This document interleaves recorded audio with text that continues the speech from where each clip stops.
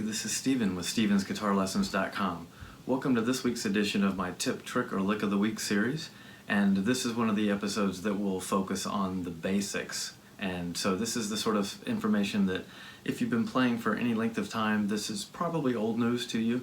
But if you're just getting started, this is a lot of good foundational stuff. It'll get you set off on the right foot and give you a lot of good basic terminology and things like that. And that's exactly what we're going to talk about in this edition is terminology and the parts of the guitar and things like that, and a few basic concepts. So what I have, we're going to start with the difference between acoustic and electric for guitar players. That's a key difference. What I have here is an acoustic guitar.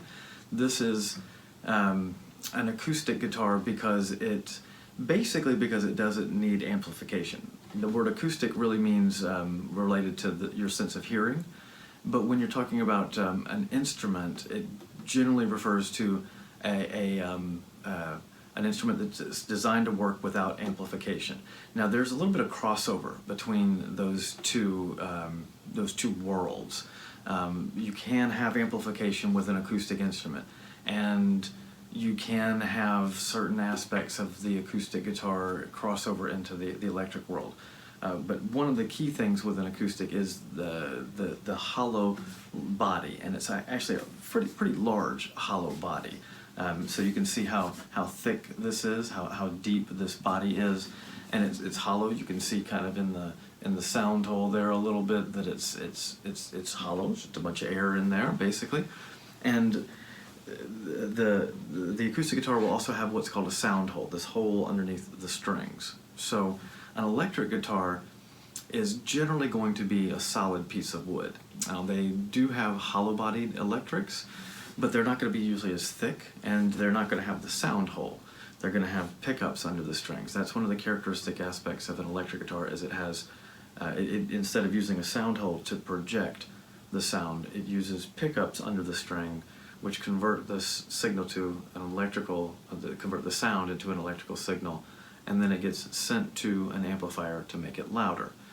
Now, you can have amplification with an acoustic guitar, and there are acoustic, what are called acoustic electric guitars. They usually have a pickup that's what's called a sound field pickup, I believe is the term, but or a pressure zone pickup, but it's meant to pick up vibrations, and they usually are under the saddle or sometimes inside of the sound hole or mounted to the body, but they pick up the vibrations of the string and convert that to electrical energy to then send to an amplifier. The idea with an amplified acoustic guitar, though, is you're just taking that acoustic guitar sound, that natural, open, hollow body acoustic guitar sound, and making it louder. With an electric guitar, though, generally what we're trying to do is manipulate the sound in some way. That's generally the idea with an electric, is it's not just making it louder. We're modifying the tone, we're putting effects like distortion or flanger or chorus or things like that onto the sound. We're really pushing the limits of what the sound can do through amplification and that process. That's part of an electric guitar's distinct sound. And that's not the case with an acoustic. So there's a little bit of crossover, but generally an acoustic is the one that sounds like an acoustic guitar, open and kind of woody sounding, as opposed to an electric guitar that's going to sound more concise and compact and punchy, or it could be big and fat and full, but not as woody sounding, not as acoustic sounding. There's a particular characteristic of that tone that's difficult to describe, but again, even if it's amplified, it's still an acoustic guitar, and an electric guitar, even if you don't plug it in and you're playing it, you're still playing an electric guitar. So that's the difference between acoustic and electric, but the components are still the same. There's obviously a few different little things I'll talk about, but for the most part, the terminology is the same. We've got the body, and then we've got the neck, and then the head or headstock.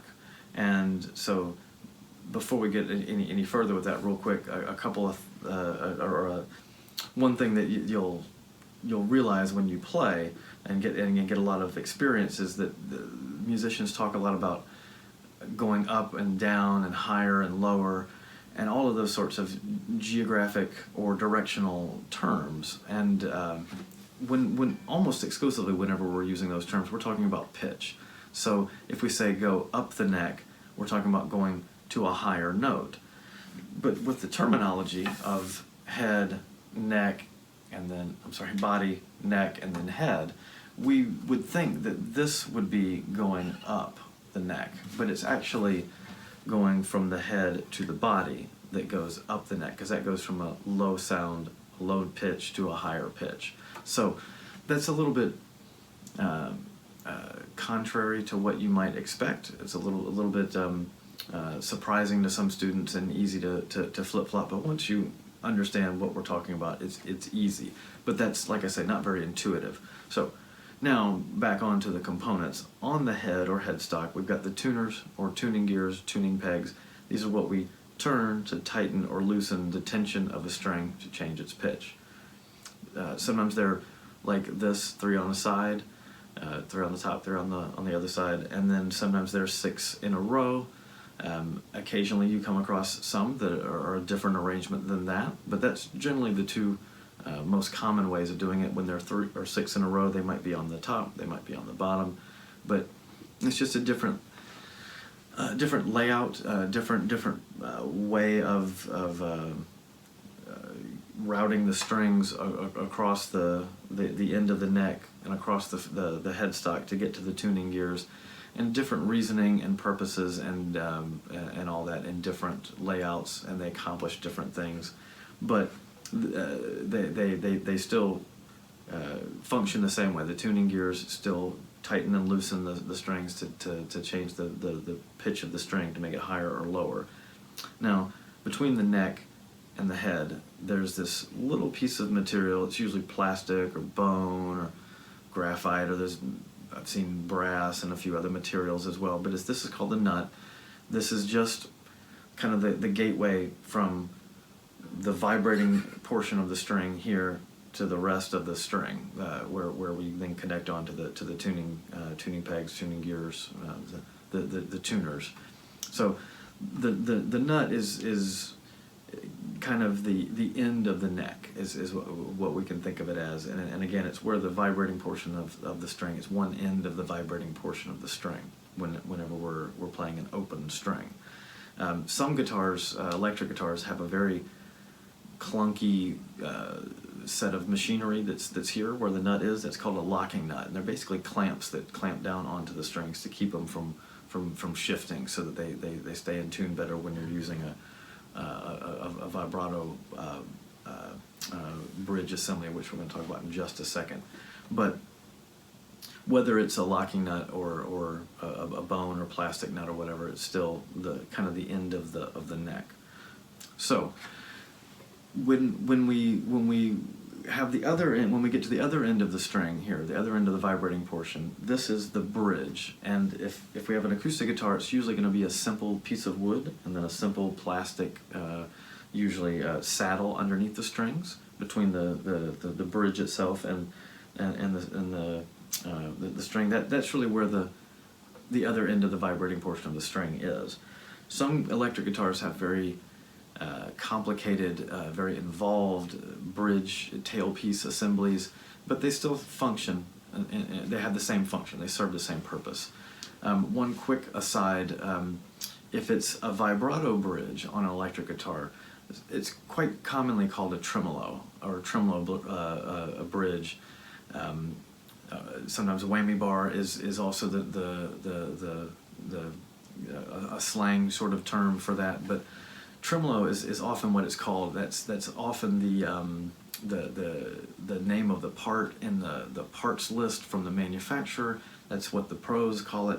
But technically the word tremolo has to do with volume changes, regular pulsating volume change, which is something that can't be accomplished with a mechanical device. It's an electric device. We would have to do that.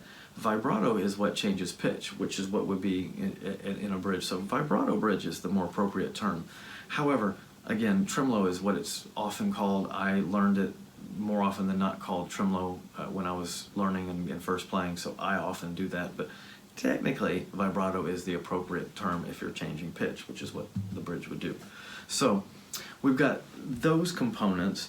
We talked a little bit about pickups, and the pickups would, on an electric guitar, would send the signal through electronics to then have a cable that would connect it to an amp, and there's usually a volume knob and maybe a tone knob, maybe multiples of those. Maybe if it's multiple pickups, there'll be switches. Sometimes with electric guitars, there's a lot of stuff going on there. But that's essentially its means of transmitting the sound. So the one last thing we want to talk about is what's going on the neck. The neck is this connector between the body and the head, but the neck consists of a couple of different pieces. The most important one being the fretboard or fingerboard. And you can see on this guitar, you can see the two different kinds of wood that were used to make the neck and the fingerboard. That's often the case. There's usually two different pieces of wood, and it's usually very obvious because the fingerboard is often rosewood or ebony or some darker wood. Not always, of course, but the top of the neck there, the fingerboard or fretboard, is where we press our fingers down to against the strings to make the sounds, the different pitches of the strings. The metal wires that are pressed into it that run perpendicular to the strings, those are fret wires. When we talk about playing on a given fret, like if, let's say I was going to play on the 4th fret, where I'm actually going to press my finger onto the string is I find not the 1st, the 2nd, the 3rd, but the 4th fret wire, and then I go just outside of it, away from my body, so away from the guitar towards the headstock, from the fret wire that I'm trying to play on. And that whole area between that 4th fret wire and the 3rd fret wire is technically the 4th fret.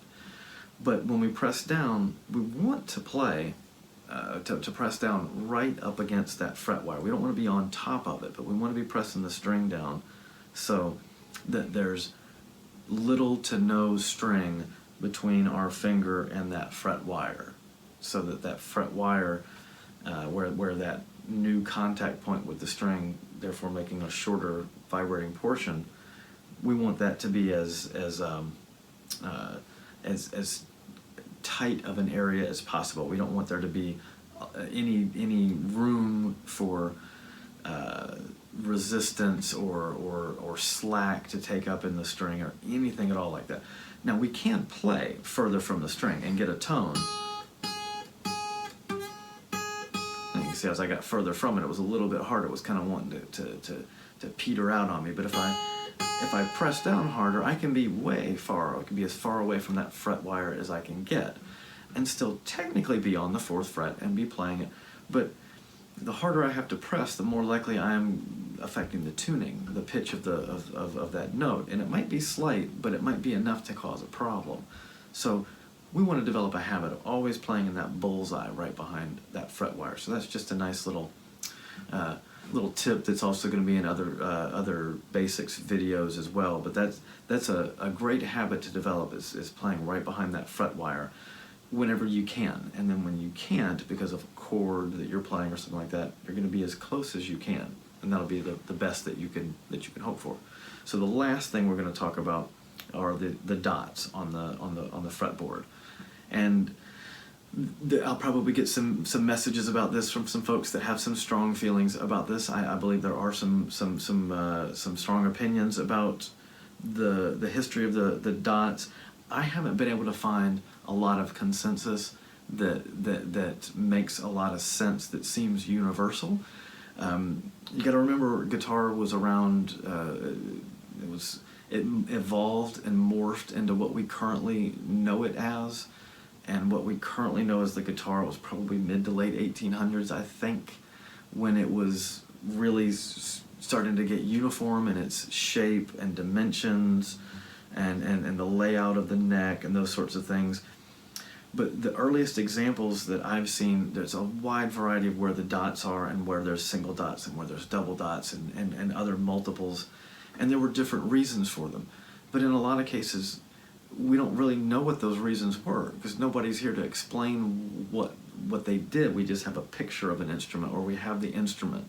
we don't have the maker of the instrument anymore to explain what the reasoning was. In some cases, there was an explanation that was given at one point or another, but in some cases not. So in some cases there were scales that certain instruments were designed to be played with, or tunings, or different things, etc., etc.